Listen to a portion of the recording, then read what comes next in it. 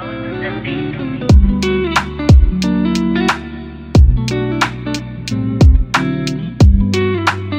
Welcome, beautiful people of all ages, shapes, and colors, to another episode of the Hit Your Free Throws podcast, where we encourage you to stick to the basics. I'm one of your co-hosts, TV, aka TV on basketball, alongside my co-host Jay, aka the Knockdown. Jay, how's it going, my guy? TV is trade season. We are in January now. We've been trying to hold tight, but now is the time to start cooking up the trade machine. And TV, we got a couple of things to talk about today. Yes, on 100%. This is the Trade Machine deadline episode. We've been teasing this for a couple of weeks now. We were about to do it before the new year, but we decided to hold out a little bit longer, and we're bringing it to you guys today. That's going to be a big topic of today's episode. We're also going to be talking about a major contract extension that just happened today, so we're going to be including that in today's episode as well. And of course, we have the quiz and the draft as well to end off the episode.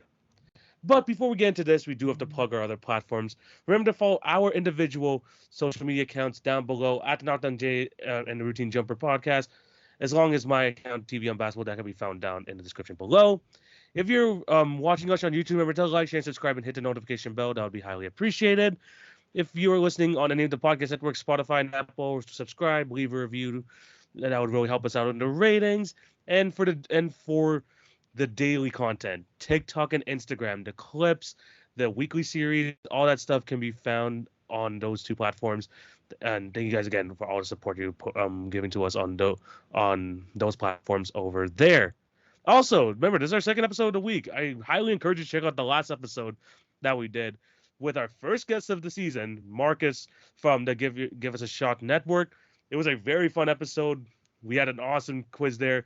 We, of course, went some MVP discussions. We cannot have an episode with Marcus without some MVP discussion, so we had that over there as well. And we also named our All-Star starters, so definitely go check out the last episode on the page. Jay, are you ready to get into this? Yeah, man, we got a lot cooking up over here, too. Yes, don't take away from this episode, because this episode is going to be extremely talked about as well, because we're going to be firing up the trade machine. We have 6 names here who have been in constant trade rumors throughout the season, and we're going to be trying to find the best trade package for all these guys involved. So Jay has 3 guys on his side. I have 3 guys on my side, and we're going to try and provide the best trade packages that we think is best suits each of these players. And Jay, I'm going to start off, you know what? I usually throw it over to you, but I'm going to start it off with myself today, because I have Lauri Markannen over here on the trade block. The Jazz, to be honest, they haven't been that bad as of late. They're still in the Western Conference play-in race, but we know what direction they're going in. We know they're going into a rebuild, so it only makes sense that Lauri Markannen is, someone who has very high trade value for them right now, might be able to go into a move to help them facilitate that rebuild. But Jay, I have a great trade package, which will send Mr. Markannen over to the Oklahoma City Thunder. Here we go. The Thunder, it's a 3-team trade, by the way. It's a 3-team trade. Okay. We got the Jazz getting Lou Dort, Malachi Branham from the San Antonio Spurs, a 2024 LA Clippers pick, a 2027 Denver Nuggets pick, the Raptors top 8 protected pick this year, the 2027 top 10 protected Hawks pick. Those two, the 2 latter picks are from the San Antonio Spurs. That's what the Jazz get. The Spurs get Josh Giddey, and the Thunder get Lauri Markannen and Sandro Mamukelashvili. Jay, would this trade be fair if you got to see Lauri Markannen on the Thunder? Wow. The That Jazz is get a haul. actually The Jazz get another yeah. haul of picks. That's pretty solid pick-wise for Utah as well. And who are the players again for Utah? They get for contract purposes, just because Lauri's making some money, they got to get Dort in the trade, and they also get the young guard over there in San Antonio, Malachi Branham. Yeah, so I think the most notable thing, obviously, that doesn't get brought up enough about Lauri Markannen is the fact that he is a guy that is going to be due for some money very soon, though. Yes. And that's going to be interesting when you think about the timeline for the Oklahoma City Thunder, because the most important thing for them is keeping what they have going very strong. And of course, that means Shai Gilgeous-Alexander, who is locked up pretty good so far, but he's got a little hefty paycheck next to him. And of course, Jalen Williams and Chet Holmgren, who are two players that are going to be coming down the pipeline as well. So having your books relatively clean for that moment is going to be really important.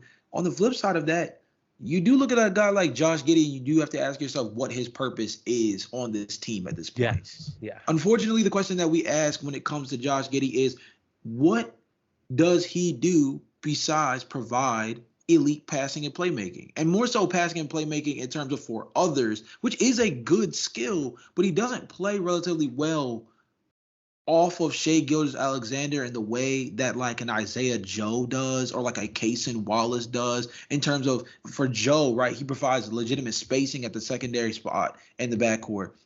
Or for Cason Wallace, you can now take him and put him on your best perimeter player defensively, right, to help out Shai Gilgeous-Alexander in the backcourt. Not that Shai needs too much help. The boy's like leading the league and steals or somewhere along there. That man is strapping up on that side too. I think the real question lies with if the Utah Jazz believe that that is too low of a bar for Lauri Markannen, considering what he has done in Utah and even the season that he is currently having while healthy, right? Yeah. So that's the thing. But across the board, I actually like this a lot. The other underlying question, I guess I'll fling it back to you in this way, is what role do you see Josh Giddey carving out for himself as a member of the San Antonio Spurs? He will pass Wemby the ball. True. We need to have. We talked about this. I'm not sure if it was the Marcus episode or the episode before, I think, or the week before that. But one of my issues with the San Antonio Spurs, and you know it's bad when other commentators are saying this, is that you have the 7'4" demigod on your roster who should be averaging, honestly, with the touches he's getting, and he's playing under 30 minutes a game. Being a 24-11 player should be easy for him. The issue is the players on the Spurs are just not getting him the ball enough. When you have a legitimate playmaker like Josh Giddey on the roster, and yes, you're going to have to give away like 2 first-round picks. Luckily enough, that's not your own, and they're also protected. But you also get someone in Josh Giddey, allegations aside, who knows that he is a good playmaker and will play well next to someone like Victor Wembanyama, who we've seen Josh Giddey already do well with throwing lobs, finding people on the fast break. Wemby's able to do all that stuff. You could see that. You could see the potential in the games that he plays with the Spurs. It's just that the Spurs don't have a true point guard to make it happen. And maybe there's a trade. I'm not sure if you're going to have a Spurs trade that brings DeJounte Murray over, because I know there's some rumors surrounding that. Yeah. But Josh Giddey, I hate to say that he's kind of had like his lowest like trade value just because of what's going on outside of basketball. But not giving away too much in a sense, especially like player-wise. You're only giving up Malachi Branham, who's not really like a big part of the rotation anyway, and Sandro Mamukelashvili for a young prospect like Josh Giddey. I think it's really good for them as well because, like you mentioned too, there's just nowhere that he fits in this Oklahoma City Thunder roster right now. And when they're and one of the biggest issues is that they need some more shooting. There's, besides Chet Holmgren in that roster, maybe you could say even Shai Gilgeous-Alexander, there's not much spacing coming in that starting lineup. Shout out to Isaiah Joe, though, one of the best 3-point shooters in the league. But Lauri Markanen just slots in perfectly on that team. He can create for himself. He'll get open playing with Shai. He could be a nice pick and pop player with him. He fills in the gaps that Josh Giddey cannot provide for this team, and along with the other stuff, it's the Thunder probably just want to move the issue somewhere elsewhere. So I think that this trade, yes, there's kind of some issues here. Maybe the Jazz would want to get more, but I think it's at least a good baseline for them to see, how many picks they can get in exchange for Lauri Markanen. Yeah, I think the other thing, like you mentioned with Josh Giddey, is just the aspect of a change of scenery potentially helping him out because there's so much redundancy in OKC. Because it's not just Shai Gilgeous-Alexander, right? Like Yeah. Jalen Williams has legitimately stepped up as arguably their second or third best player, definitely their second best perimeter player. Chet Holmgren can make a pretty good case for being their second best player overall. But like I said before, Cason Wallace, Isaiah Joe, like that backcourt gets very sticky quick when you talk about the kind of skill sets that are provided out there. I mean, to a certain extent, you can almost kind of bring in Lou Dort as well, who's not necessarily like a guard, but like on the perimeter, he serves a very specific purpose. Now, of course, in this trade, he would be He going would be. out in the trade, so that probably frees up a little bit more space. But that's kind of the whole point of Josh Giddey also going on the way out as well.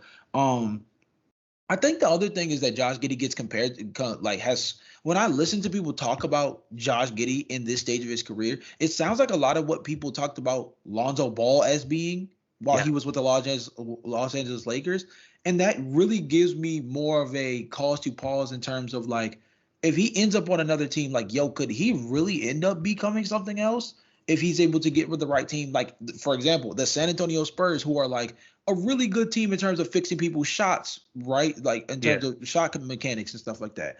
If Josh Giddey could become like a 36 to 37% three-point shooter on like respectable volume, right? Lonzo Ball in Chicago, Lonzo Ball in New Orleans-esque volume, right? That idea That would be a of revelation for Josh Giddey at this point. Yeah, that would that be. would be a really big step up if we're talking about being able to do it. We're talking about 6 to 7 3-point attempts per game, and we're talking about hitting 36 to 37%. That creates a different player for him. Now, I'm not saying that the Oklahoma City Thunder can't develop him into that, but with the log jam that they kind of already have at the position, and the fact that they've kind of streamlined their process in a way where they're way further ahead than I think they're supposed to be at this juncture, the San Antonio Spurs have more incentive to be able to help Josh Giddey in that department. So, although I feel like the Utah Jazz are in an interesting spot with what they get out of this exchange, I do think the other teams walk away feeling pretty good about themselves. Not gonna lie.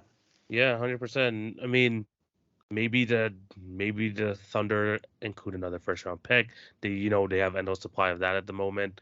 Mm. Maybe even a young player of theirs. I mean, yes, Lou Dort's going out on this trade, but I think that just leaves more space for like some of those like guys at the end of the running the bench, whether it's like a Trey Man or someone like a I'm just looking at their roster right now, and Usman Jang to maybe potentially jump in like further into the rotation because you still got to see what those guys are about, and you're not gonna. And even though Lou Dort has been good for them, you're gonna just need to see what these other guys are able to do. But yeah, maybe the Jazz would want more, but I still think that this trade is a good like basis for like what each team can get. And Lauri Markannen on the Thunder, man, that'd be so good. That would be such a Yeah, fun that's team to the watch. pick.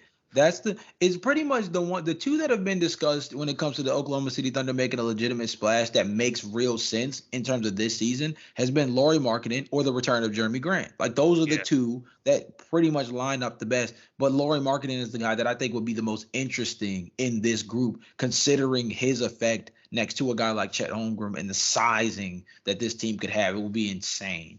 it would be. Let us know down below what you think of this trade. Do you think the Jazz are getting enough? Do you think the Thunder are giving up too much? Let us know down below. Jay, throwing it over to you. Funnily enough, talking about a former Jazz player over here. I mentioned it last week in our New Year's resolution. A potential Donovan Mitchell trade. Try to get out early. Try to see if you can trade him before he becomes a free agent next offseason, not this offseason, next Yeah. offseason. Jay, what trade do you got? Yeah, so I'm not gonna lie, I wasn't able to find anything that was more recent because of the fact that the Donovan Mitchell scuttlebutt has kind of calmed down because the Cleveland Cavaliers have been able to put together some real fight despite the recent announcements of Darius Garland and Evan Mobley, missing significant time. Yeah. But of course, the guys that are always going to be mentioned are the Miami Heat. Now, the tricky part about the Miami Heat, and this is where I think before I even share my trade package with you, the question that I have to you is with the way that the beginning of the season for the Miami Heat has went, which has not been all that inspiring, by the way, but more specifically for one draft pick in Jaime Jaquez, is he a guy that with what you've seen so far, the Heat should be okay with trading in a Donovan Mitchell trade, or do you feel like losing a guy like Jaime Jaquez in that kind of trade actually ends up taking more away from them than what they should give up? In this situation, I feel like someone like Jaime Jaquez will prove to be like, if there's like an untouchable list, I feel like he's either on the edge of that unless there's like a trade that's like super good and you have to include him on it. Like if he's like the one thing like that's hindering on it, maybe. But I feel like you want to have a roster where he is still there as your fourth or fifth starter. I feel like that's someone who kind of is still trying to find her way, but he knows, like, he understands his role already early on in his career. Someone who is mature enough to kind of take the right shots. I think someone like him, especially on the contract that he has right now, and knowing the restricted free agency, he probably they're gonna have him for the next 8 seasons. Right. I think that someone like who's that valuable in that sense, and who's not gonna be making that much money going forward for the next 4 years, I feel like is untradeable. It's like it should be untouchable for them, especially with the way that they are valuing Bam and Jimmy as a duo. I feel like everyone else should be in those type of discussions to potentially make a trade, but Jaime Jaquez needs to be kind of that staple going forward as terms of holding down like one of those wing positions. I mean, he is quietly building this kind of reputation as a guy that falls into like the categories of like Austin Reeves, Terrence Mann, right? Those guys that like they play up to a certain level for their team specifically that just makes them much more valuable in their squad than they might be on other teams. I hate to break it to you though, all the trades that I found pretty much include Jaime Jaquez in it. Fair. Now, of course, this was prior to seeing what he has done as of late, right? So maybe there's trepidations about including him now. But I think the other thing that's just kind of most important is that Jaime Jaquez's salary is what equalizes a lot of things in a Donovan Mitchell trade. So here's the best one that I found in terms of benefiting both sides. The Miami Heat receive Donovan Mitchell, and the Cleveland Cavaliers would get Tyler Hero, Jaime Jaquez, the 2026, second round pick, from that would be the Lakers, the pick they got from the Lakers, a 2028 first round pick, that would be Miami's, and a 2030 first round pick. Basically, this is the Heat sending out two players and two unprotected picks that could or could not be valuable. They don't have to give up Nikola Jovic, so they don't have to give up both draft assets that they just most recently acquired in terms of having to give up both Jovic and Jaquez.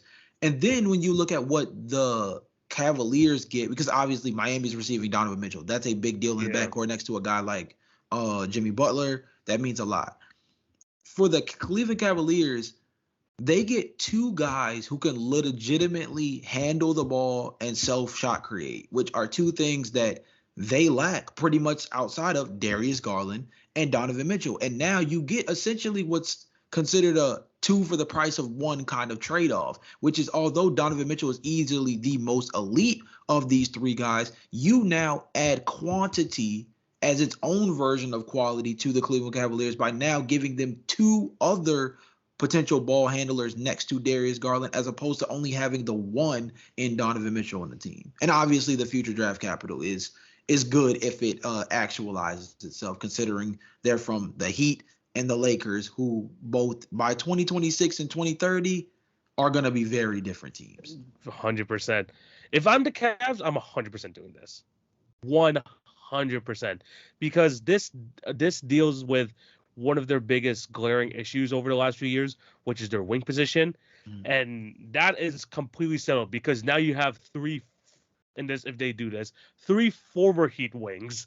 Tyler Hero, Max Strus, and Jaime Jaquez. Yeah. You have that alongside your elite defensive front court and your young star guard and Darius Garland. I love the direction this is heading. And not only that, now you have more assets if you want to trade off of like anyone else on your roster with these two first round picks as well, to maybe even get someone as depth for the front court positions or anything like that.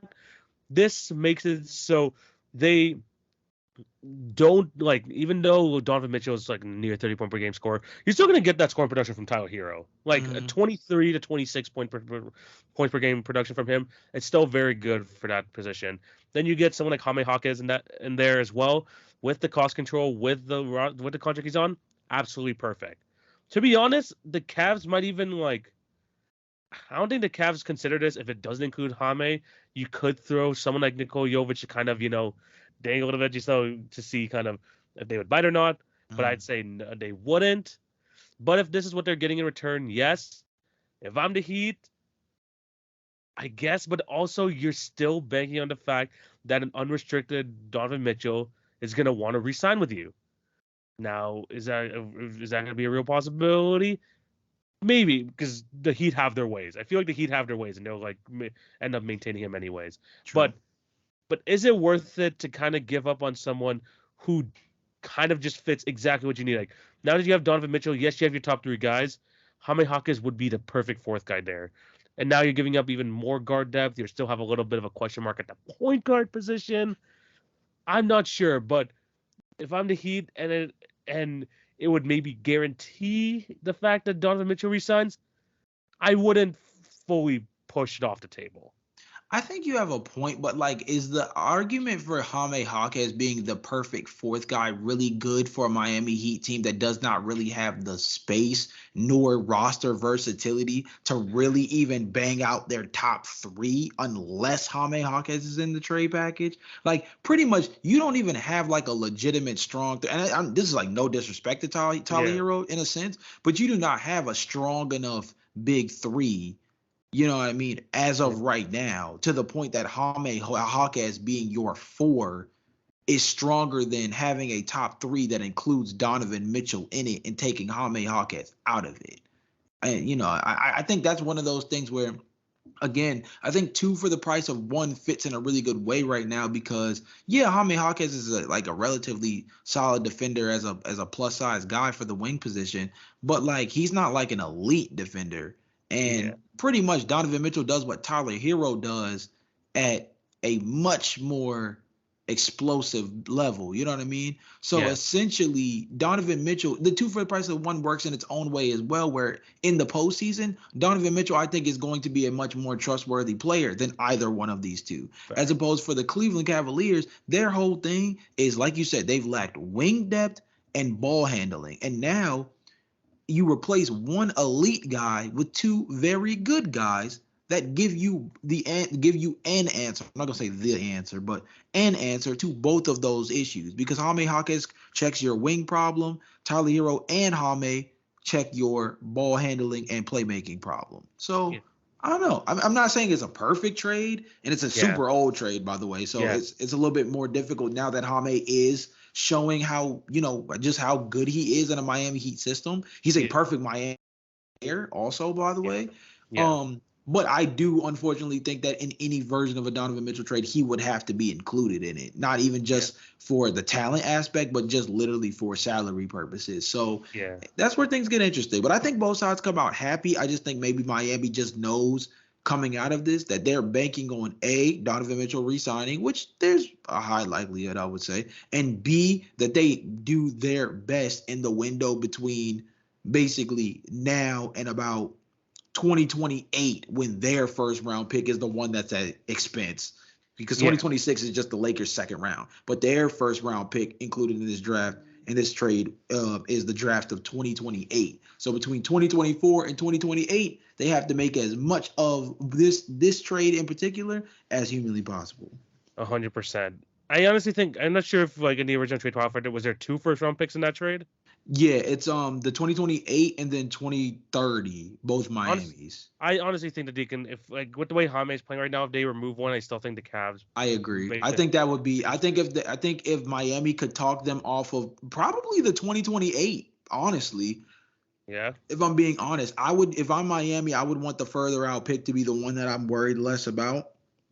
yeah, Um, if they can keep the 2028, especially because that's a much more recent pick, so that might be some flexibility in there for teams that are like struggling with like, um, the consecutive years rule and stuff like that in terms of trading assets and all of that. hmm So there's something to work with there. But yeah, I think that now, especially I think you make a good point that especially with how Jaime is playing, they might only need to give up one of those first round picks as opposed to two, considering how valuable Jaime looks on the floor at this moment. Yeah, that's 100%. All right, moving on to the next player. It's gonna be going back to me now. Mm-hmm. I got D'Angelo Russell. Ooh. D'Angelo Russell. He's not been the greatest graces of Laker fans right now. We talked about it. He was already pulled for the starting lineup, and now he's making like almost $20 million a year for the next 3 years, playing on the bench. And I watched that game versus the Raptors yesterday. He was not good. He has not played good as of late. So let's do a trade where the Lakers finally give up that 2029 unprotected pick. And it's another 3-teamer. Well, you love to see it. TV, So, if you name the trade I think you're about to name, we're going to knock out 2 players at once. Let's see if you do it, though. are we? Let's see. We might. Let's see. Let me see. We're sending D'Lo back to the Nets. Oh, no, this isn't the trade at all. Yeah. Wow. Okay. We're sending him D'Lo back to the Nets. Okay, cool. Keep going. My fault. Him and Rui Hachimura go to the Nets. We have the Trailblazers involved in this, and they get the Ben Simmons contract. So we have both of them. So we have both our boys on the same team. We have DeAndre Ayton and Ben Simmons. Then they also get Gabe Vincent, and they also get Jalen Hood-Schifino, who is the young Lakers guard over there. But then they also get 2 second-round picks from the Lakers, 2 second-round picks from the Brooklyn Nets, a first-round pick via the Philadelphia 76ers in 2027 from Brooklyn, and the 2029 unprotected pick. From the Lakers, they finally give it up. But who do the Lakers get? Yeah. They get depth. They get a Jeremy Grant, Malcolm Brogdon, and then the return of Lonnie Walker.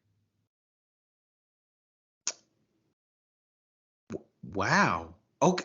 Okay. So go through the 3 teams and just tell me the players that each team acquires, because I need to make sure I heard this one correctly, because this one's nuts. Nets get D'Angelo Russell and Rui. And then we get the Blazers getting Gabe Vincent, Jalen Hood-Schifino, and Ben Simmons, while the Lakers get Jeremy Grant, Malcolm Brogdon, and Lonnie Walker. Wow.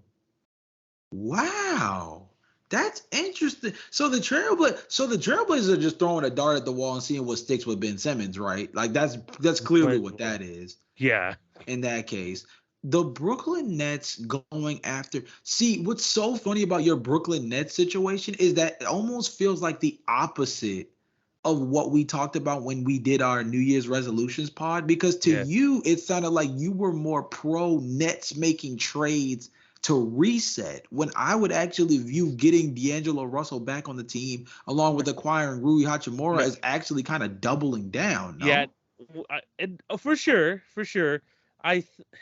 It's a weird one. I think in this sort of deal, because they're getting, I think the only reason they give up a first round pick in this is because they're getting off the Ben Simmons contract. True. I think so, and it's becomes a lot. They get 2 players now to have easier contracts to trade down the line, and maybe some ways somehow D'Angelo Russell regains his value in Brooklyn, and you can maybe trade it off somewhere else. I just think it's just easier cap management for the Brooklyn Nets. Maybe in this sort of trade they don't give a first round pick. I would hope not. I would hope they would keep it and maybe throw in a couple seconds more. But I just think, at least for the Lakers side of things, they get guys that you just know who, unlike a lot of players on their team, they have legitimate starting rotational guys here, and Jeremy Grant and Malcolm Brogdon. And Lonnie Walker's having a pretty damn good season over there in Brooklyn, and I think him going back to the Lakers could really help out their bench unit. So it's addition by subtraction for the Brooklyn Nets. That's understandable. For the Portland Trailblazers, they essentially are just taking a flyer out on another person who could really give them high upside, but it depends on what they bring to the table, right? They've already done this with Robert Williams. Unfortunately, he's going to miss the entirety of the year. They've done this with DeAndre Ayton, who unfortunately has not played up to the standards that we over here at the Hit Your Free Throws podcast set for him prior to the season starting. And then now it would be Ben Simmons, who also we set high expectations appearances for prior to the season and really has not even been on the floor very much. Yeah, he So hasn't played. Portland is pretty much the dumpster fire set to just kind of continue putting logs on top of the fire that's already going. And then the Lakers essentially get really, really expensive, but really good. But like really good. Yeah. It might be too crazy. I feel like this trade is a bit. I feel like it's too skewed in the Lakers' favor because getting Malcolm Brogdon and Jeremy Grant just seems so crazy.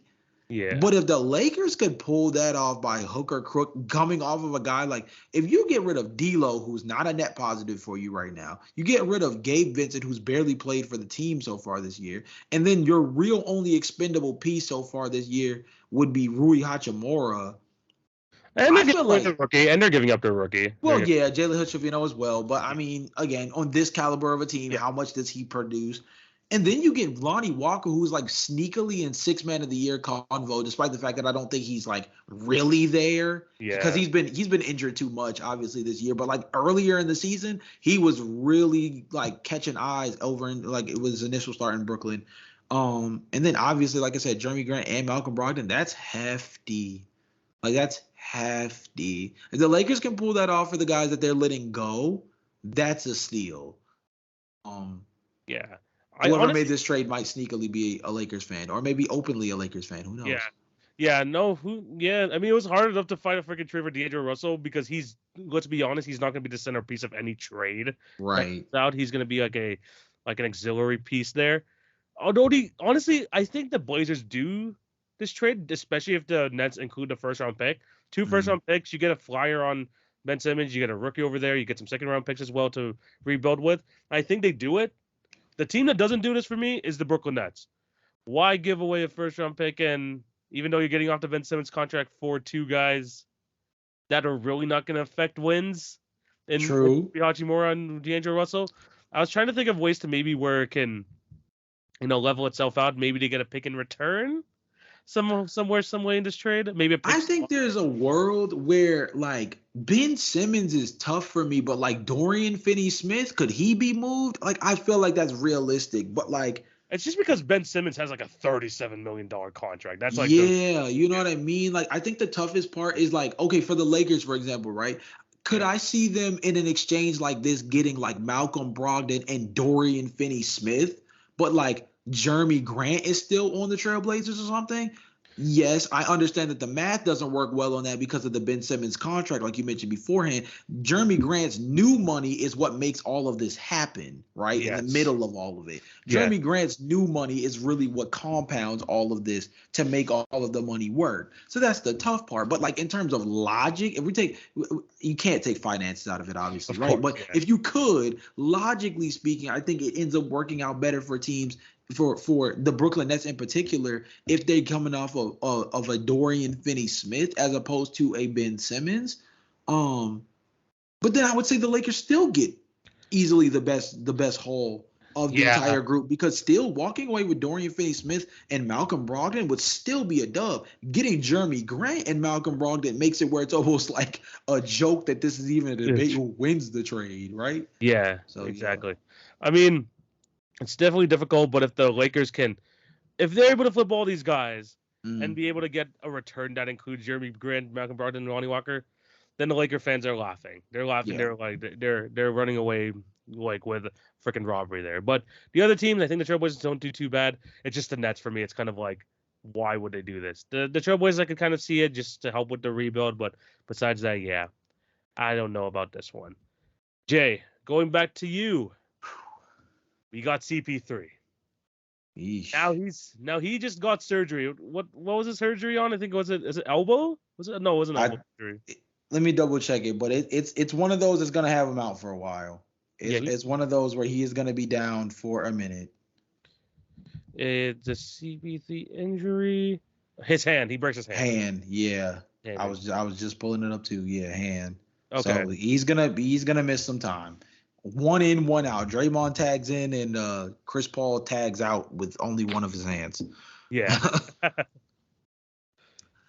So this one is interesting because it includes guys that we discussed, but in a way that it's only two teams. Not as crazy in this one, but the Warriors send out Chris Paul, Moses Moody, and their 2026 first round pick, top 3 protected.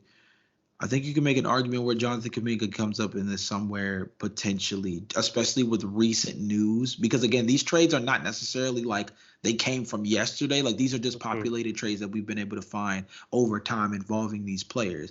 But this deal specifically mentions Chris Paul, Moses Moody, and the Warriors 2026 first round pick, top 3 protected, in exchange for Malcolm Brogdon and Robert Williams. Ooh. Yeah, so I can try to explain a little bit of the logic from my vantage point in terms of just why I thought this was an interesting trade, and then I'll kind of like hand it over to you to get your thoughts.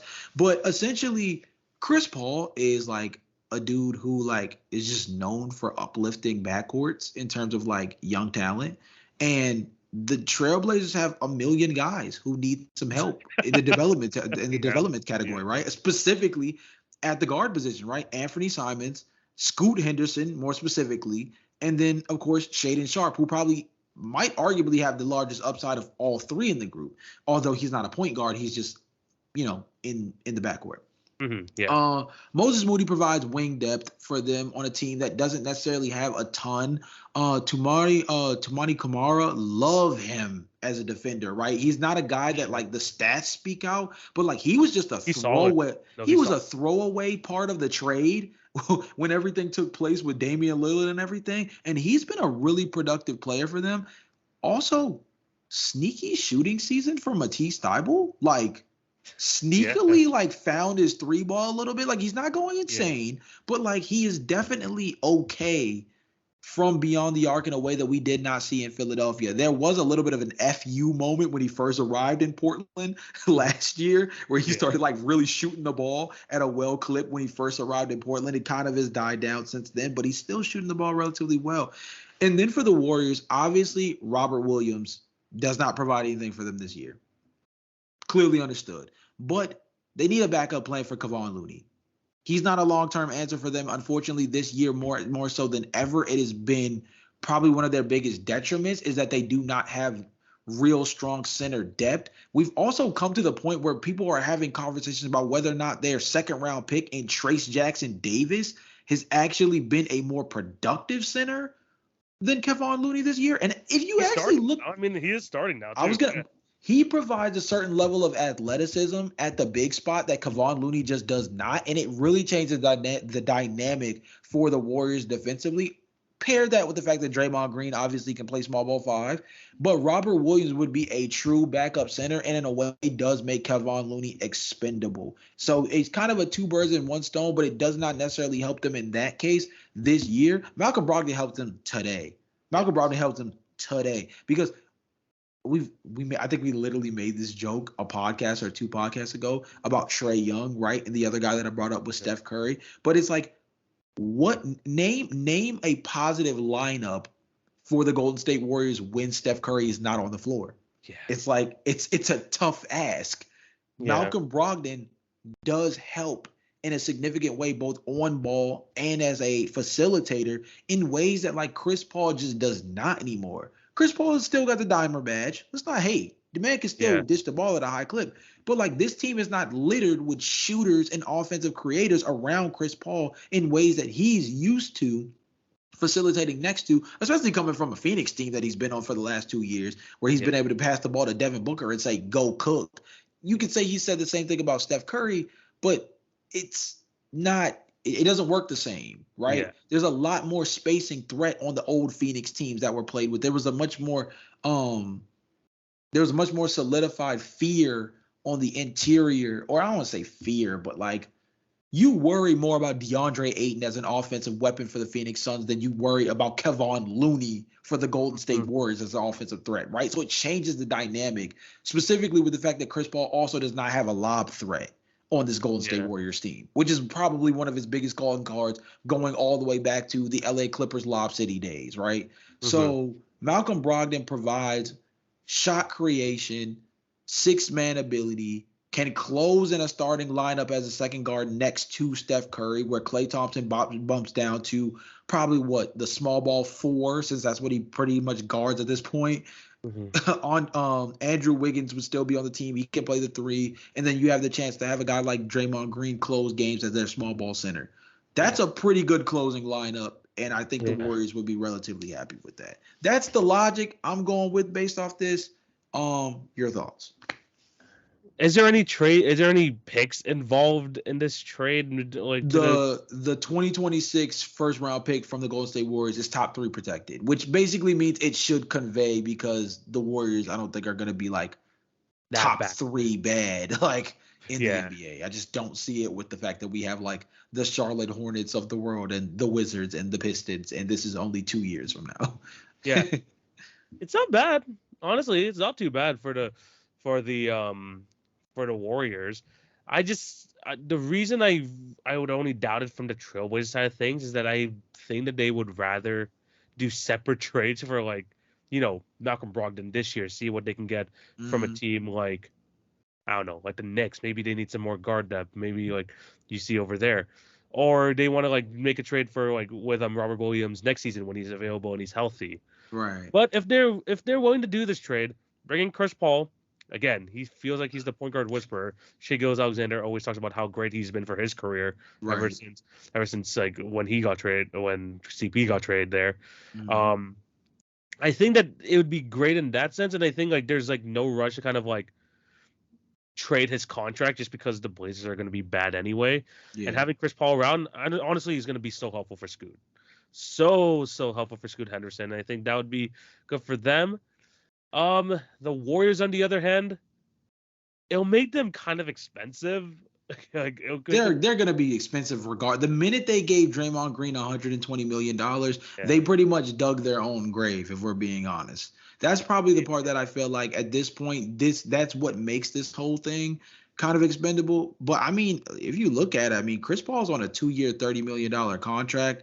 Malcolm Brogdon's at least a cheaper option at $22.5 million on the same 2 years. Now, Robert Williams will be on the team much longer than, for example, in this case, Moses Moody. Yeah. Let me ask you a question, actually. This is a part of the trade that I would want to adjust. Do you think the Portland Trailblazers would be more enthusiastic about this trade if the trade included Jonathan Kuminga instead of Moses Moody? Oh, 100%. Okay. 100%. Okay, cool. Now, I don't think that this is the trade that the Warriors would do that would include Jonathan Kuminga. I agree with you. I think more so. I think I agree with you. I think I think that I think this would be a good trade for the Warriors. Moses Moody. The clear like most valuable guy, like young guy on the team, is Jonathan Kuminga because of his skill set that he has. But I just think that when you're Golden State Warriors team and you're trying to get off of Chris Paul, you'd want to get. Robert Williams feels like they need size. He would be absolutely perfect for that team. I just think that with the cap system situation they got going on, they got to kind of like move around the edges to kind of lessen that load. They're paying like, if they go to next year with this similar tax bracket, they're going to be like owing like $200 million in the luxury tax. Yeah, because isn't Clay's due this summer, correct? Clay's due this summer too. So I'm just kind of worried about that. But if you're looking at just basketball players in general, for the next couple of years, this isn't too bad. I really do think it's not too bad. The Trailblazers would probably do it just because, they get they still got a young player, Moses Moody, and they got a first-round pick out of it. So I don't think it's a bad trade. I just think that already with their massive cap situation, Wiggins is still making like $25 million a year too. It's gonna make it. It's just gonna get super messy for the Warriors. But player-wise, not too bad. Yeah, I think it's an interesting trade. Obviously, the point guard whisperer thing with Chris Paul is also interesting because you get a year and a half of like mentorship, which is something that I feel like the Portland Trailblazers could really use. It also would be interesting to see two peers in Chris Paul and Chauncey Billups, considering that these were like two of like the better point guards in the league, and like now one is still here and the other one is the coach. Like, I don't know. Yeah, that's its own interesting dynamic, obviously, but yeah, there's a lot to like about this trade, but I do think you make the greatest point out of all of it, which is like this team is going to be expensive regardless. So it's like you want to at least maximize it. And your question would be like, is Malcolm Brogdon that player? And specifically, like you mentioned, if Jonathan Kuminga were to be included in it, like, is that the Jonathan Kuminga trade? Is that really the guy? And maybe some will say, yeah, considering still Jonathan Kuminga is relatively unproven. Others would say no, considering that there's so much untapped potential there that there might be more to be garnered for it. Yeah, 100%. Final player for myself, Jay. And I like your trades a lot better just because it's the two-team guys, two teams being involved. Jay, I'm giving you a 4-team trade over here. Oh my God. My last trade is not that deep, so I'm interested. This is the Andrew Wiggins trade, by the way. This is the Andrew Wiggins trade. We talked about Chris Paul. This is where we got the Andrew Wiggins trade over here. All right. I'm ready. Instead of Chris Paul going to the Trailblazers, we have Andrew Wiggins going to the Trailblazers. Oh my. As well as and they also get, wait for it, the lottery protected Milwaukee Bucks pick from the New York Knicks. So that's the two that they get. Okay. Though this is gonna be kind of confusing. The Knicks are the ones that get Malcolm Brogdon. They get Malcolm Brogdon in this trade. If anything, this could be the Malcolm Brogdon trade for all we know. But this is including Andrew Wiggins. Okay. The Warriors in this trade get Evan Fournier, Robert Covington, and 4 second-round picks, and the 76ers get Gary Payton in the second. Wait. Okay, so I'm going to ask you to do the same thing that I asked you for the last trade, which is just give me the players that are in each of these scenarios. Wow. Okay. You have to remember these 4 second-round picks because this is going to be like the important part for the Warriors here. Okay. At this point, this in terms of players, the Blazers get Wiggins, the 76ers get GP2, the Knicks get Brogdon, the Warriors get Fournier and Robert Covington. Now, the second-round picks are important because those can facilitate trades elsewhere, but the Warriors get 2 guys with some size who can help play on the wings, and Evan Fournier and Robert Covington. Sure, they haven't played much this year, but they'll honestly be decent contributing players to this lineup. The Knicks get their guard depth in Malcolm Brogdon. The 76ers, they need some more defense at the guard position, so Gary Payton's not really playing much. I don't think he's in getting much time with the Warriors, so he goes over there. And at this point, Andrew Wiggins with the contract he has is a negative trade asset. I don't think anyone truly wants to trade for Andrew Wiggins unless they're getting something in return. So it's like one of those players where you have to attach a pick or something to it for a team to accept them. But the Trailblazers, for getting rid of Malcolm Brogdon, get the Andrew Wiggins contract, but they also get a first-round pick.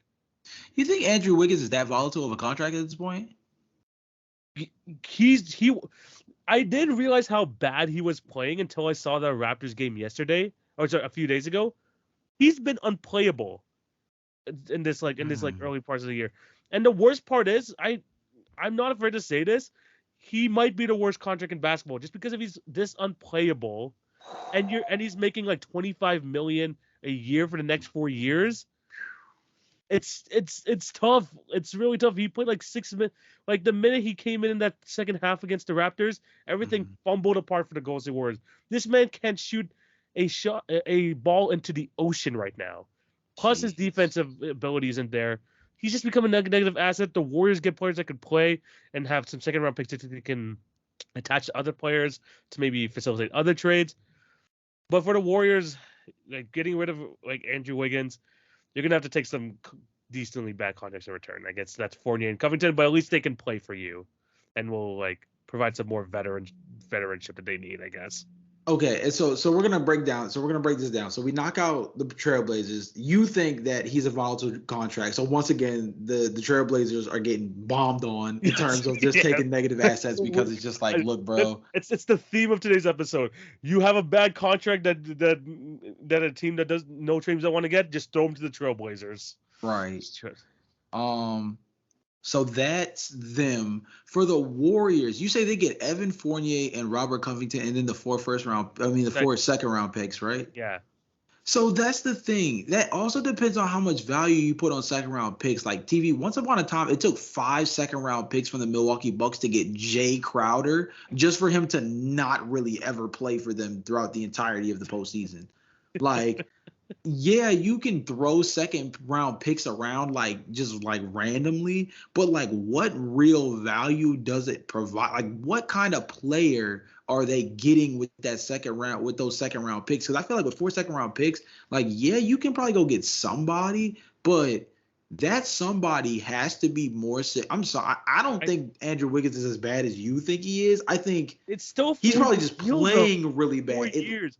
4 years of this. Yeah. It's the idea that if this hangs on, it could really hang on for a while. It's almost Ben Simmons like, where it's like Yeah. if this can be bad and be bad for a really long time. So Yeah. I understand that aspect, but I don't know, man. I just don't know if Rocco and Fournier by themselves still make up for Andrew Wiggins if Andrew Wiggins finds a way to get himself to, like if Andrew Wiggins even finds a way to get to 80% of like what he was on their title run. 80% of Andrew Wiggins on the title run is better than Rocco and Evan Fournier combined. And then those second round picks are a shot in the dark. So yeah, but again, and I'm just thinking of this cap situation for the Warriors going forward as okay, well. you're It's trying to like, save them some money. yeah, Okay, I get you. and also because Rocco's on a 1-year deal, Fournier's on a 2-year deal, so that's gonna get gone pretty quickly. Right. It just and then you just get like some picks there again, either to be traded or you can just get some young guys to kind of fill out the roster or something like that. But it's the fact that this Andrew Wiggins contract is going to be like looming for them for a while, and yes, if he can get back to 80% of himself, like I don't know, knowing Andrew Wiggins' career, it's like kind of hard to imagine that. But these guys can play. These guys can play, and it's not gonna. And if it doesn't work out, you can cut bait a lot shorter than you could do with Andrew Wiggins. So the other two teams that we have are the Knicks and who else? The 76ers. So the 76ers basically just trade away Rocco and 2 second-round picks for Gary Payton, at least. Yeah, that's why they got lost in the shuffle because they get Gary. And Gary, I'm assuming, is only good because he can play in the backcourt next to Tyrese Maxey, and they're super small, but at least him defensively provides something. But the only worry for the 76ers is, like, isn't he just redundant with Patrick Beverly, except we know Patrick Beverly could shoot better than him? He's also, I mean, he's a solid rebounder. He's another hustle guy. I guess it's just because like they have a lot of like do you have like there's just too many guys at that wing position. After that trade, that James Harden trade, it just became too many guys at that wing position. Yeah. I have like another guard maybe kind of mixed in there. Yeah. And then 2 second-round picks again. And he could play in the playoffs. He can play in the playoffs, but I feel like the Sixers only take Gary Payton II if they know they don't have a shot in the dark with Alex Caruso. Like, that's legit what it is. So you get like the baby bottom version of what you want Alex Caruso. You know you want Alex Caruso because he's the perfect fit for the team that you're trying to build in terms of having a defensive ace in the backcourt next to Tyrese Maxey that can perform in the playoffs. But because you didn't have the chops to go get Alex Caruso, it's like, let's go get the other guy who like formulated an identity around this, but not nearly as good as this in a guy like Gary Payton II. And I like Gary Payton II. I thought he was vital for their title run in terms of what he provided versatility-wise. The dude basically was like a souped-up version of like what we saw with Bruce Brown for the Brooklyn Nets team when they were the Big Three version of themselves, right? So Gary Payton, he does serve a legitimate purpose. I just think that like we know that the Sixers want more of like an Alex Caruso, and Gary Payton is like the Propel water version, like of what they really want. Basically. And then and the next kid Malcolm Brogdon. I mean, they just that's the last team, because of course we have to go through all the teams in order to make sure we like understand the trade. What do the Knicks need Malcolm Brogdon? Is this because like the Donovan Mitchell thing just like didn't work out, or like I mean, he gives him another ball handler. It gives him another like reliable ball handler come playoff time. If it's not like, because you know how Julius Randle could be. You know how Julius Randle could be in the play come playoff time. He cannot go an episode we cannot go an episode without mentioning Julius Randle. I feel like you're right. I just wonder, like, I mean, if he's their sixth man, that's super interesting. It's because good. they I think it's really have, good. I think it would be a really good 6-man because right now who's coming off the bench right now? yeah. Miles McBride, I think it is. Miles McBride. Yeah, and of course Josh Hart comes off the bench for them pretty good, even though he might. Well, no, he's definitely coming off the bench because Dante DiVincenzo starts at the 2 guard. They've got OG now. Isaiah Hartenstein has been really good at the center spot. They don't have a good. They They need don't a have a good backup center point guard. though. They don't need. They don't have a good backup point guard besides Jalen Brunson. You got Malachi Flynn and Miles McBride. Miles McBride's okay, but imagine just having like a second year run by Malcolm Brogdon there. That kind of changes like a lot of things, and he can also finish games for them. You just convinced me. You just convinced Yeah. me. Honestly, you brought up Malachi Flynn, and I instantly realized that like this could be tough. Like that makes it tough when you replace Emmanuel quickly with Malachi Flynn, and pretty much. I mean, are we sleeping on Quentin? Nah, we're not sleeping on Quentin Grimes. We're still talking about postseason play. Yeah. So you have a point. I think you have a point. Malcolm Brogdon could actually be a really productive player if he's open to coming off the bench, which I think he could do for this team. He's a little bit better for this Knicks team in terms of talent than like when the Celtics were like, yo, can you come off the bench? And it's like it made sense to a certain degree. I think on the Knicks, he might have a little bit more chops to start over Dante DiVincenzo, but I think this is one of those fit situations where I think he would almost fit better off the bench. You've convinced me. Malcolm Brogdon and the Knicks is the one part of this trade that I think somebody comes out victorious. Because, something about Malachi Flynn coming up in this conversation just makes everything just real skewed in the wrong direction in terms of everybody else that's giving up assets. And then the Knicks just feel like left out if they're stuck with Malachi Flynn. Yes. And Miles McBride, and they don't get anything to compensate that situation. I still think they need a backup big with Mitchell Robinson being out, though. Yo, don't sleep on my boy Precious. He'll pop up like 3 threes a game, and then Thibodeau will pull him, but he's still.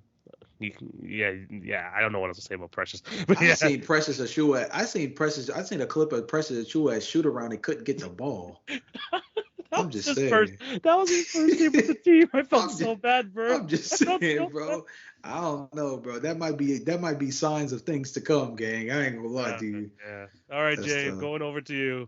Last guy, part of your trade. We got DeJounte Murray. Yeah, man. And I thought that when we brought up the D'Angelo Russell trade, that this was where we might have accidentally overlapped because I have D'Angelo Russell going out in this trade as well. I got DeJounte Murray going to the Lakers. I don't buy all this crap about DeJounte Murray going back to the Spurs. I don't understand it. The logic behind it doesn't even make any sense. DeJounte doesn't believe in what the Spurs organization is trying to do from a developmental standpoint. And I think so far this year, we should all feel pretty good about what he said in terms of them having a weird system around developing players, because I've never been more disappointed in a developmental project than what they've been doing with Victor Wembanyama this year.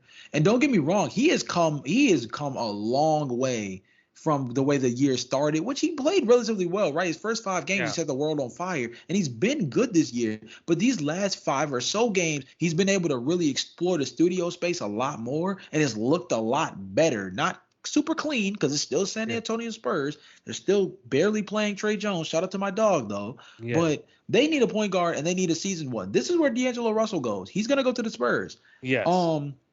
Because I think the biggest thing is that the Spurs aren't not playing a point guard because they don't like Trey Jones. They're not playing a point guard because the same way with like the Tom Thibodeaus of the world, Greg Popovich is not a fan of young players. Now, you can't escape that when you talk about guys like, for example, Victor Wembanyama. You're not going to, you know what I'm saying? You're not going to play around with a developmental talent like that who could be like generational at his position, just generational as a talent in general, right?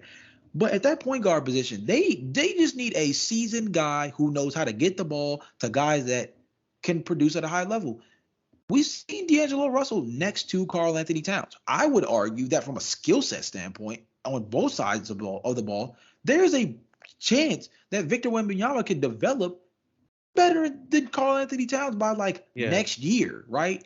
Some might make an argument that he's already better than Cat. I'm not sure if I'm willing to go there just yet, but he has the chance to be better than the Karl Anthony Towns next year. I think it's a pick and roll threat next to D'Angelo Russell, who's when we talk about pick and roll threat, Victor Wembanyama is definitely the most dangerous center that D'Angelo Russell will have ever been paired with, right? Yes. If you think about the teams that Yeah, he has you're right. played on, he's never really had an insane above the rim center. Like he's played with Ivica Zubac, Jared Allen. He's And Robert Sacre. yeah, bro. I mean, don't get me wrong. He's played with Anthony Davis as well, but like Anthony Davis has slowly but surely become like the Chris Bosh of the NBA in this version of the league, where he stepped further and further away from the basket, despite the fact that we know how elite he is as a post position player, right? So Mm-hmm. let's name out the entire trade, because there are 3 teams involved in this. Yes. So in the beginning, like I mentioned beforehand, the Lakers will receive DeJounte Murray. The Spurs will get D'Angelo Russell and Jalen Hood-Schifino. So they get 2 guards. There's no Yes. excuse not to play a guard when you Yes. get 2 in the Yes. trade and you still have Trey Jones. And the outside team that kicks in to make this all work is the Atlanta Hawks. And the Atlanta Hawks will get Keldon Johnson, a 2024 second-round pick from the Lakers, 2025 second-round pick from the Lakers, and a 2029 first-round pick from the Lakers.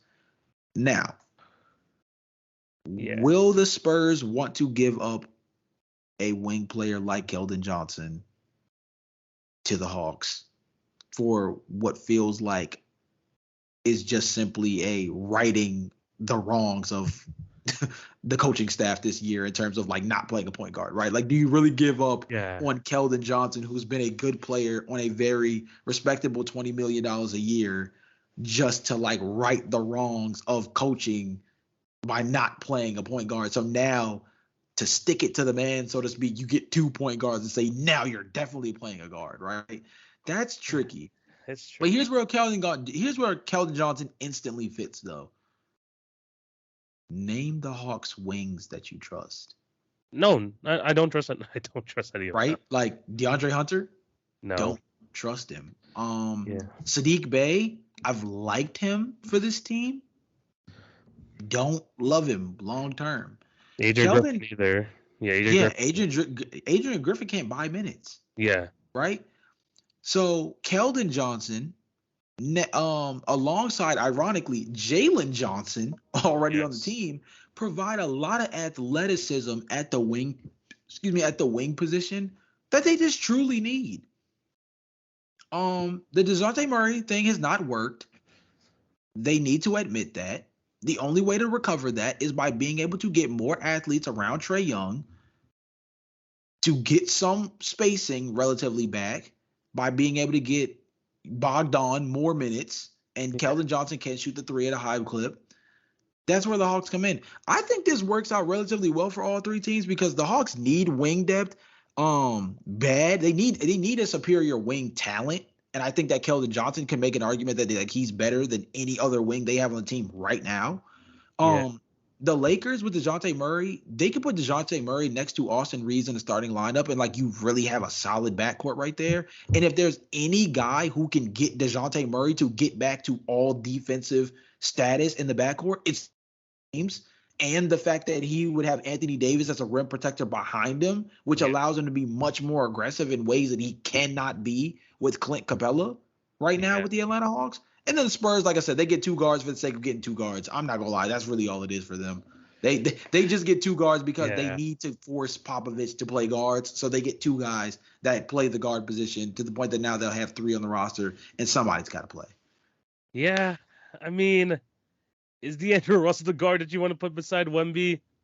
It'll be better. It'll be better for the short term. For the short term, I think that D'Angelo Russell is a better passer than Trey Jones. Yeah, and I think that when you think about Greg Popovich, he is more likely to play D'Lo than Trey Jones.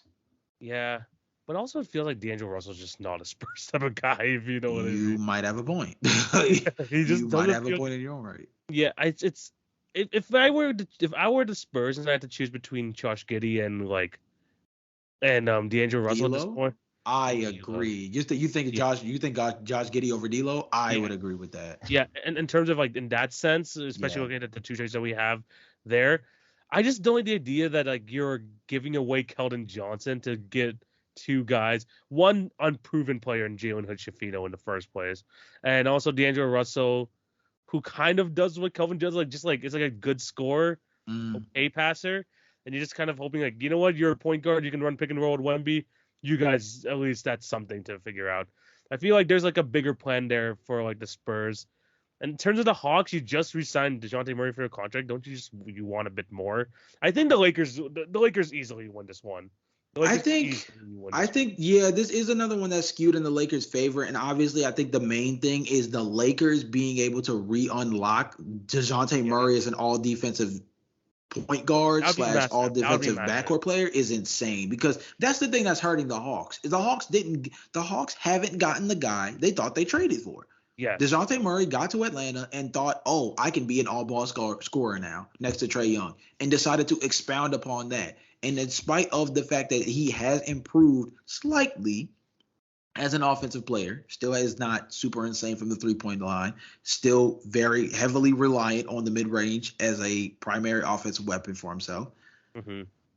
He has not been that guy defensively, and it has really hurt them, because now your backcourt is a minus in the backcourt in a way that, I mean, only like teams like the Charlotte Hornets and like the Indiana Pacers can say for themselves in terms of having backcourts that are insufficient defensively, right? Yeah. So that's not good. I think the Lakers could bring that out of DeJounte.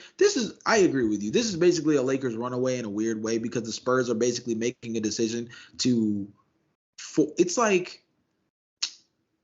it's like when Memphis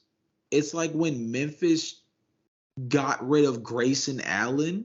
Yeah. It was like the force that made it where like there was other guys on Memphis that just needed to play more than Grayson, and Grayson was just playing all the time. So the best way to be able to force Taylor Jenkins to play the guys that need to be played is by getting off of the guy he used to always bail to, which is Grayson Allen. It was kind of one of those things. That's basically what this trade looks like. But I agree with you. The Lakers run away with this. I think that if the Hawks were able to get Keldon Johnson, it's a steal in all of this. And the Spurs just look a little incompetent. I ain't gonna lie, but I mean, right now they look incompetent on the floor and off the floor. So it might be a little on brand at the moment. Hey, you might be right. But if the Lakers can somehow get DeJounte Murray, that would be great for them. I think that would be like the perfect point guard to put beside, like you said, an Austin Reeves. Yeah. If he can get back to his all defensive form, that would be great. But yeah, this trade feels like it really does favor them in that way. Let us know down below what you guys think of any of these other trades that we made here. If there's any other guys, maybe leading up to trade deadline, we might have some players here and there we want to talk about these trade packages. If there's any other players you want to talk about, let us know down below.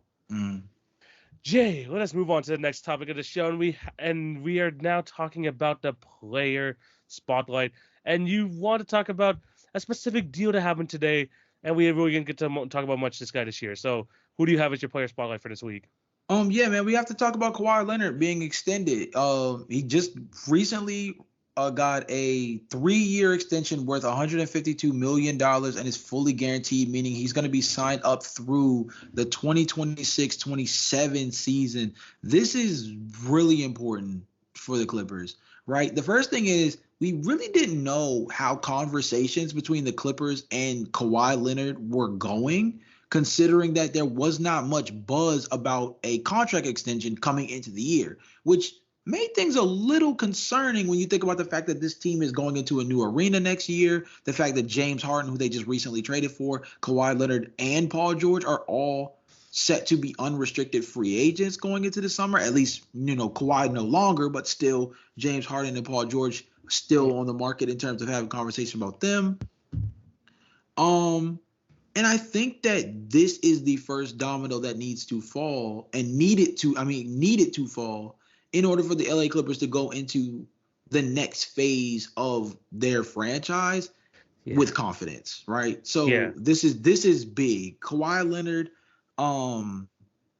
being on this team for the foreseeable future is really important for what they are trying to build. And again, without this, there would be a lot of questions. We're getting closer and closer to the midway point of the season, right? And especially when you factor in the trade deadline, right? Are those two guys' names coming up in trade talks if they're still considered as expiring contracts that might potentially not re-sign? Well, that player options, but yeah, I know what you mean. Well, yeah, they have player options, but again, we're talking about guys who legitimately have the chance to extend for guaranteed money like this, $152 million. Yeah.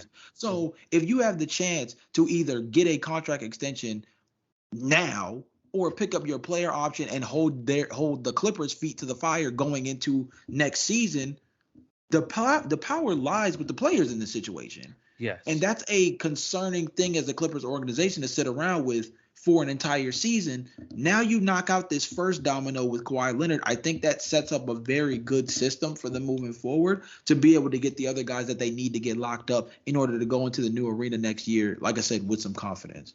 Yeah, they really had no choice with this. There's like if they lost any of these three, or like even like two of these three players, there's no other really direction they can go. They gave away all their assets. They don't really have many young players to build off of. Right. Their title hopes for the foreseeable future hinge on these three guys coming back. Kawhi Leonard is down. You have two more guys to go, Mhm. and with the new arena being almost done being built, and you guys are moving in there next year, Steve Ballmer has unlimited pockets. You would be you'd be they'd be dumb not to resign all of them, and it was probably expected, especially when the James Harden trade was being made. It's probably expected all three of these guys were going to be re-signed. It's good that they're doing this now. Hopefully they get to deal with the other two next. I feel like once you get that done, at least that's the kind of the burden put off your shoulders, and now all you have to worry about is the playoffs, which is a whole other issue for them in another way. But Right. Kawhi Leonard, man, you gotta shout him out. He's been fantastic this year. Probably gonna be an all-star. Has missed only a select few games, which is really good for Kawhi Leonard. And if he can stay healthy for the playoffs, we know what level Kawhi Leonard can turn up when it comes to playoff time. Even before the injury last year, this guy was going off against the Phoenix Suns. It's just that injury kind of messed everything up. But yeah, he's still an elite player. We just hope to see more Kawhi Leonard on the floor, and hopefully he can become that sort of guy again when it comes to the playoffs. Yeah, I mean, I don't have too much more to add in terms of Kawhi Leonard. We know who he is as a player. We know how he is as a productive player in the Yeah. postseason. I think again, I think actually the thing that makes this the most important is the fact that Kawhi Leonard was the first guy. Like I Yes. feel Yeah. like out of these three guys, we joked about this beforehand talking about the Clippers about the Yeah. indecisiveness of the guys within this group who actually the only guy you might trust their word for is Paul George. And Yeah. ironically enough, he even has a history of not necessarily keeping his word per se in terms of Right. sticking Right. around. Yeah.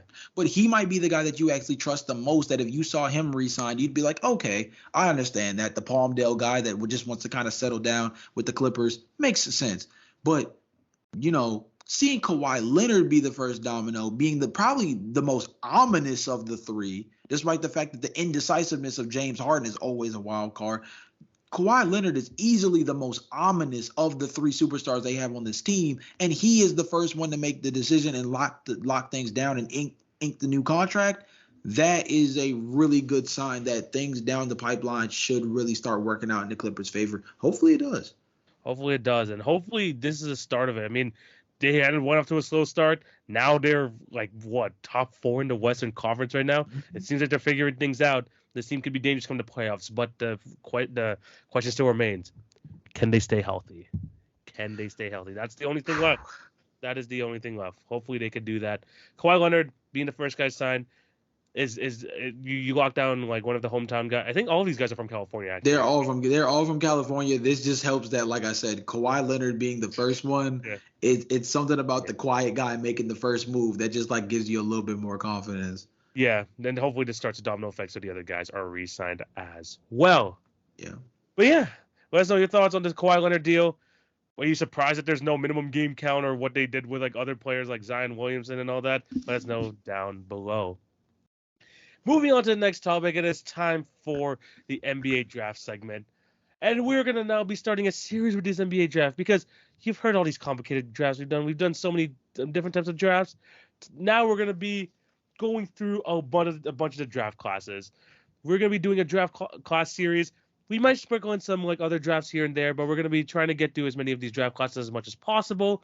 We're going to be trying to draft our best five going through each of the NBA drafts starting from the year 2000, which means we're going to be going through the 2000 draft class here. again, 5 picks. Jay gets the first pick. I get the next 2, so on and so forth. Our pool of players are the people selected from the 2020 draft. If there's some undrafted guys from that year that you're able to find and you want to put in here, you could do that as well. But we're going to try and do this. Jay, how do you feel about this draft? I feel great. I told TV before we cut the podcast on, I'm going to find a way, even with this boo-boo draft class, to wash him in these drafts when we do these draft based selections. Yeah. Starting with the 2000 with the NBA 2000 draft class. I am planning. We're gonna start posting these pretty frequently. Yeah. My hope is that we can get all the way to like 2020. And I can win like at least 70% of the votes of building the better team moving forward. Starting with this draft, I'm gonna post these drafts every single week, and I'm hoping that when I poll these, that I win 70% of the polls between the 2000 draft and the 2020 draft. That's my hope. But I've got to start off strong with the 2000s. Let's start off strong then. Like I mentioned, you get the first pick in this draft. Who are you going to go with? All right, man. So the first guy I am going to go with is I'm still going to go with the guy who was taken number 1 overall and might still arguably be the best talent from the group. I'm going to take Kenyon Martin with the first overall pick. Kenyon Martin is over there with the first overall pick. Number 1 overall pick there is the first overall pick in this draft. I'm glad you went Kenyon Martin. Good, because there is a sneaky, and I mean a sneaky second-round pick here who could arguably be named the best player in this draft. Please don't. He is my guy. I wore his jersey one time on the pod. Let me get my boy Michael Redd. Oh, brother. Michael Redd. You could, again, the argument can be made that he was the best player from this draft, and he was in the second round from Ohio State. Let me go with Michael Redd with my first pick here. And then my second pick, I'm telling you right now, bro, this is tough because there's no really good point guards in this draft. I don't see any good point guards. You know what? This might be like a prevention play. Actually, no, forget it. I need some good playmaking on this team, and I think the best playmaker in this entire draft comes from the wing position. I'm gonna pick a former Toronto Raptor player here. Let's go with Hedo Turkoglu. Dang it. He was going to be my sneaky pick. Let's go with Hedo. He was damn solid with those Magic teams, bro. He was damn solid. He really was. He was going to be my sneaky pick. I like that one, though. Yeah. All right. So, with my 2 picks, I'm going to put him at the 1. Give me Jamal Crawford at the 1. I was expecting that, yeah. And then at my 3, I want. This is tough. This can get so interesting. At my 3. Actually, at my 2, give me Mike Miller. Let me just get him off the board. That's good. At my 2, let me get Mike Miller. I like that. An interesting way to play the rest of this. Yeah. Oh, can you imagine? This is a tough draft to kind of go with. Once we get by like these first few, it's gonna get real tough. It's gonna get real tough. All right. Nice picks over there, Jay. I get the next 2. Oh boy. This is gonna be tough. I'm gonna go with my next pick. There's still an all-star here, but I also am not a huge fan of the player. But I would be doing him a disservice by not choosing him because he is a Canadian as well. Let me get Jamal Magloire. Bro, I'm crying. Let me go with Jamal Magloire at my center position. The big cat coming over here to my team. And then... Oh man, what the heck, man? Where do I go? I'm gonna go athleticism, a bit more. You know what? This guy was solid back in his day. He had a couple I think maybe near 20-point per game seasons. Let me go with Quentin Richardson. Oh man, you stole my guy. That was exactly who I was thinking of. Quentin Richardson. I might have to move Hedo to the power forward position, but Oh I'm yeah, gonna. we're dunking on Hito's head. No problem. I'm not worried about him. But we're gonna get the offense. I mean, we're gonna have offense going on over here. So let's get Quentin Richardson at the 3. Oh my god, the rest of this draft is just hilarious. Good luck, bro. You have 2 more picks. But it's okay because we have Jamal Crawford at the 1. I'm gonna bump Mike Miller at the 3, and I'm gonna get my boy Eddie House Eddie Howe, at the solid, 2. solid. So we're just shooting the ball. Hey, that's Yeah, all it's going. It's just going up off yeah. rip. I just need you not to take my next guy, then I'm good. I'm good, whatever. Oh man. Now I'm intrigued. Now I'm intrigued as to who you should I just draft somebody random for lols? Hey, there's still some solid role players on this team. Yeah, this guy, this is a rough draft. I'm looking through this whole thing. This is a rough draft. Ooh-wee. I'm gonna grab the only other. Oh my god, this draft is nasty. I'm looking at my boy's stats real quick, and I was gonna grab him for fun, but I can't even bring myself to do it. Nah, he wasn't that good either.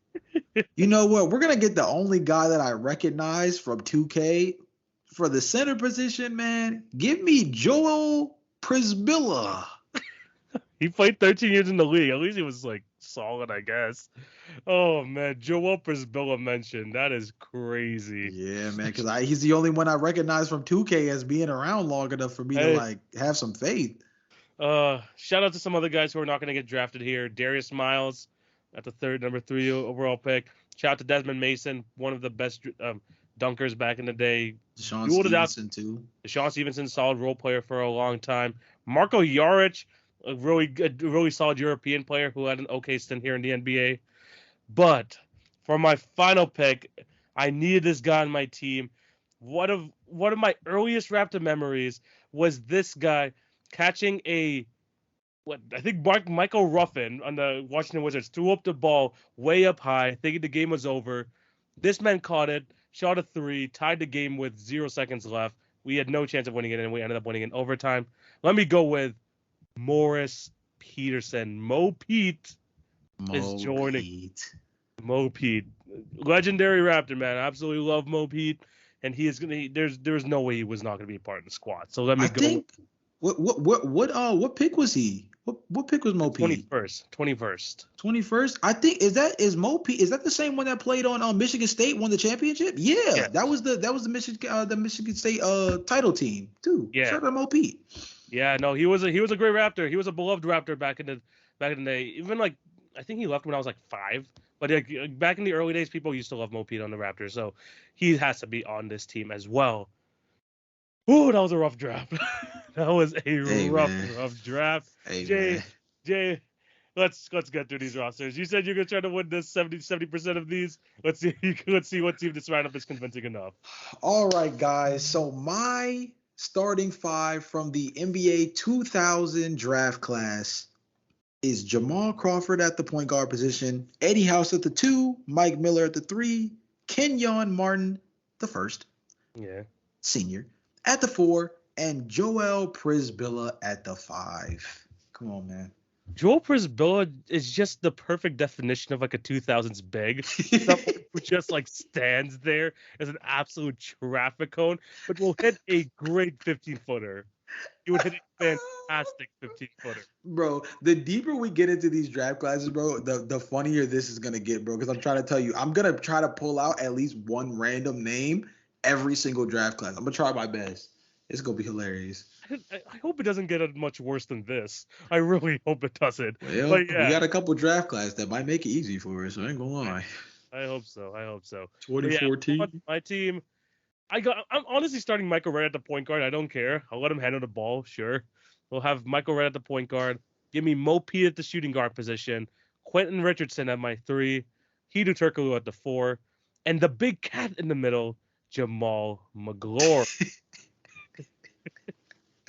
I feel like the old heads are gonna mess with your team because there's gonna be some notable guys that just like give Mo P his due. But I think I might got this one in the bag. Hey, man, let us know down below, guys, what you guys think. Who won this draft? This is definitely one of the funnier ones. This is definitely a random one. But yeah, let us know down below whose draft was better. Now it's time to end the show with the regular quiz. And Jay, it's been 10 days into January and I haven't given you a Chicago Bulls quiz in a minute. Oh Lord, it's one of those. All right, bet. One of those Chicago Bulls quizzes. Let's get So it. Jay, you guys might be in the lottery this year. Oh, It's that's actually petty. Oh man. So there's a good chance that you might get another pick in the top 14. So Jay, I'm gonna need you to name me all of the Bulls lottery picks since the year 2000. There's 11 of them. One of them hasn't played for you guys, but because he got traded immediately on draft night. But everyone else has played for you. So good luck. Okay, so it's since the year 2000, and they've. Well, there's been 11 picks made by the Bulls in the lottery. I'll tell you, like one of them ended up getting just traded right away. Okay, so they still count. They just didn't play for us. They didn't play for Okay, you. they still count. They just didn't play for. I think that's the one I'm gonna mess up. Yeah. Oh, okay, and they have to be in the lottery. They have to be in the lottery. So top 14. Great. Top 14. That is not great. Let me think. So let's go with the guys that I know. Patrick Williams was taken 4th. Yep, he was the second latest one in 2020. He's like so excited about that. And what's crazy is I was also partially upset because I thought that we should have taken Killian Hayes. So I was just wrong. You're just wrong. I was just wrong regardless. Pretty much. It was just not a good idea. Hey, look, if you got the Florida State player the year after, then you probably would have been good. Yeah. We got him though. Yeah. Yeah. You're right. Yeah. We took Kobe at like 7. Exactly. He was the third latest lottery pick for you guys in 2019. We were robbed at gunpoint by Denzel Valentine. He cracks it. 2016. He was the 14th overall pick in that draft. That's what I mean. We were robbed at gunpoint. That man hit us at the pregame workouts and he was just like, "You're gonna take me," and that's what it's gonna be. And we're just like, "Word." Sure. Got you. Okay. I don't know why the Bulls are here giving promises. I still don't understand that one, but hey, you man. Yeah. Dang, who else? I gotta think first. Like lottery, like we don't do that often. So I'm trying to think. Yeah, I mean you have 11 since the year 2000. So that means half the time you've been in the lottery, half the time not. Oh, duh. Well, we took Derrick Rose number 1. Derrick Rose, yep, he's is it the 6th? The 6th latest one. Yeah. He's the number 1 overall pick. You have a lot of guards here. You got 2 wings and you got a center left. 2 centers left. The painful year that was Jay Williams' motorcycle accident. Yep, he was the 2nd overall pick in 2002. Ben Gordon was 3rd. He was the 3rd overall pick in 2003. Yep, He was chosen by the Bulls. Shout out Joakim on the Florida national team, on the national championship team. I think he was like top 10. He was not a lottery pick. He wasn't a lottery pick? No, he was not a lottery pick. I want to double check where he ended up going. Like, are you positive? Going. He was the Joakim? Oh no, he got wait, he should be on unless he was selected by another team. The 2007 draft. Who the heck? He was supposed. Did we not take him? I thought we took him. Oh, you. Okay, so you guys, so you and Minnesota made a trade. So they drafted him for you guys. Yeah, I was gonna say, but we got him like 9th or 10th or something like that. Yeah, so you guys like switched to 7th and 9th picks. So So that's the reverse of what you were saying, which was like that we drafted somebody and sent them out. This is like the reverse version. The reverse. Got you. All right, that counts. Yeah. Okay, so Joakim's not on the list. He's Okay. not on the list. Yeah. Got you. Who else did we take high? Who do I already have? So you got Patrick Williams, Kobe, Denzel Valentine, Ben Gordon, Jay Williams, and Derrick Rose. Mm. You're missing like two. So I'm gonna give you a hint for the recent. So the one that you traded out. Mhm. It was it was the pick from the Vucevic trade. So like the person that you would have drafted ended up just going straight to the Magic. Oh, Franz? It was Franz. You guys That's were pain. I don't want to talk about that. That's pain. you guys could That's have not Franz. fair. Oh, That's just God. I've been pissed about that since like the day it happened. Like I'm over it. Franz Wagner, originally selected by the Bulls, ended up on the Orlando Magic. Oh, Bulls fans, if you know, you know, man. Oh my gosh. I think we took Eddie Curry top 5. He was number 4. Wow. That's another one of those, if you know, you know. There's like a weird like lineup thing that involves like Eddie Curry, Tyus Thomas, or something Tyrese like Thomas, that. Tyrese Thomas, yeah. Like where we just like kept doing the wrong things for just like way too long. Oh my gosh. Oh, shout out Captain Kirk. Captain Kirk was Yeah. like top 7 or top 8, something like that no, too. number 7. No, you're right. Yeah, Exactly at number 7. Okay, that's my dog. I used to start Kirk Heinrich next to Derrick Rose in 2K11. That's the only reason why I no, remember. he was one of my favorite role players growing up too. Yeah. I used to legitimately like start him. Like it used to kill me when they used to sub him out.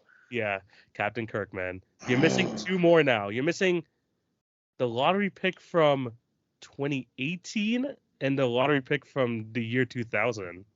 28? I forgot Wendell Carter. Wendell Carter. Wow. I'm so sorry, Wendell. He's like one of my favorite players, low key. Wow. My fault, Wendell. 7th overall pick. Doing good for Orlando. Jesus Christ. That's why. That's why I forgot. I can't reminisce over Orlando Magic trades, bro. I can't. Yeah. I can't do it. Y'all got a good relationship going on. Yeah, bro. It's not cool, bro. Like it's not good at all, bro. When you tried to send Zach LaVine to the Orlando Magic last week, bro, I almost thought we weren't gonna be on speaking terms for a while, bro. That was doing too much. I couldn't believe you would do me like that. Oh my gosh. Who else? Wait, no. You might. Here's the thing. We just did the 2000s draft. You guys were in the draft lottery in the 2000s, so you might have seen this guy's name when you were checking the list. Because really? Yeah, that's on the 2000s draft. Yeah, you're missing one. That's the last player that you have. Everyone else on this list except for the guy from the 2000s. Oh, then I'm wrong because I thought it was Elton Brand, but that's 1999. 1999 was Elton Brand. Yeah. Pick. Damn it. So you're just missing 2000. I'll tell you the only thing that can help you. This guy, he has the same name as one of the COVID vaccines.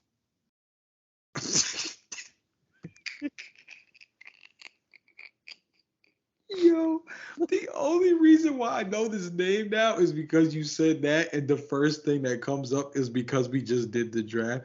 This is Marcus Pfizer. That's terrible. Oh my God. Yo, shout out to the 2000s draft, bro. Because if I had never looked at that earlier, that joke still wouldn't have landed as good. Because, like, I wouldn't have known Buddy's name. I would have just been sitting there thinking about the COVID vaccine for like 5 minutes. Thank God for the 2000s draft, bro. That's too funny, man. Marcus Pfizer. We really got away with that. Marcus Pfizer. And if I wasn't mistaken, wasn't Jamal Crawford taking like a pick or two right after that? Yes. I'm gonna go. I think he was taking like 6th overall, no? Or was that Mike Miller? I'm trying to look at this draft. One of those two were taken right after. Mike Miller. He ended up winning Rookie of the Year that year. Jamal Crawford went 8th. He went 8th that year. We took Marcus Pfizer over Mike Miller, bro. Like, really think about how life really shakes out, bro. And you want to know what's funny? That's not even the only time the Chicago Bulls were supposed to have Mike Miller. Yeah. Oh, wow. Really? The Chicago Bulls were going to get Mike Miller when the Chicago Bulls were the team that was rumored would get LeBron James, Dwayne Wade, and Chris Bosh. Mike Miller was supposed to be the 4th guy. That's crazy. What's funny too, apparently Jamal Okay. Crawford got traded on draft night to the Chicago Bulls that Yeah, year as well. yeah. So you end up getting Marcus Pfizer and Jamal Crawford. At least one of them worked out. Marcus Pfizer, though, that's sickening, bro. That's really disrespectful that I had to like. I wouldn't have remembered that without that joke and the 2000s draft. Shout out the 2000s draft. I would not have remembered that. Yeah, honestly, I'm glad I did it just because I'm like I could set that up over there. But That yeah, is too funny, bro. that's good. That was good. But yeah, let us know down below what some other quizzes you guys want to see. Jay, we have reached another end of another fantastic episode. Thank you guys for watching. What do you have to tell these beautiful people before we sign out? Man, I know this episode was a little dense because we were going through drafts. Going through trade stuff, and there were trade scenarios that we didn't necessarily set up. We will try to maybe get at a point where we could create some trades ourselves. I'm just not great. I'm not great with the cap machine just yet. So it was a lot of trades that was. Yeah, we're gonna have to experiment. Yeah, because I was coming up with a lot of trades that were coming up as failed, and it was because the money wasn't lining up the way that I liked it to, considering some of the players that were going in and going out. But I know this was a denser episode, but I hope you guys understood and enjoyed the analysis nonetheless. We are really enjoying this new look version of the Hit Your Free Throws podcast. And I know it might not feel new look to you guys as listeners, but for us, in the way that we've gone about preparation, the type of things that we've schemed up for the podcast moving forward, both on camera and off camera, both long form and short form content, there is a lot that has been going on behind the scenes that's going to make this podcast really strong in 2024, and we're really excited about it. And look, we've given you two totally different versions of the Hit Your Free Throws podcast in 1 week. We got you our first guest of the entire podcast on our episode the other day. TV shouted them out earlier. Link will be in the description for that episode. Check that out in the playlist. And then today we go into full trade deadline mode, prepping ourselves for the trade deadline, which in February will be insane when the actual trade deadline hits, because we're going to be reacting to every single transaction. 100%, and you're going to be able to follow along with the Hit Your Free Throws pod throughout the entirety of the season, going into the playoffs and then the off season. We're a year-round podcast, guys. You're going to find us everywhere all the time. Yes, sir. Thank you guys for watching. We're going to be back next week with another pair of episodes for you. Remember to follow us, our individual accounts, like I said, in the description down below. Make sure to hit us up on YouTube. Like, share, subscribe to the notification bell. Check us out on any of the podcast networks. Check out our daily content on TikTok and Instagram and all that good stuff. Hope you have a fantastic day. This is TV. This is Jay signing out. Take it easy, guys. Peace.